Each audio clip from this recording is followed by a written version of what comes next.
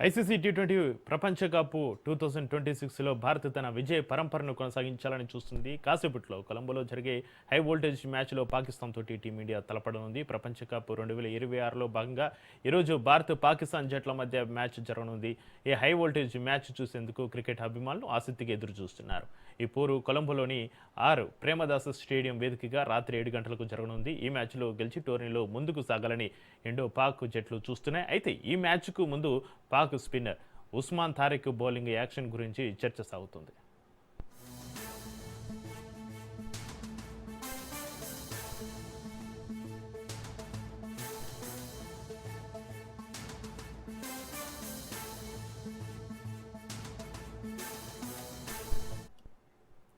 ICC టీ20 ప్రపంచ cup 2026లో భారత్ తన విజయ పరంపరను కొనసాగించాలని చూస్తుంది. కాసేపట్లో కొలంబోలో జరిగే హై వోల్టేజ్ మ్యాచ్లో పాకిస్తాన్ తోటి టీమిండియా తలపడనుంది. ప్రపంచ కప్ 2026లో భాగంగా ఈరోజు భారత్ పాకిస్తాన్ జట్ల మధ్య మ్యాచ్ జరగనుంది.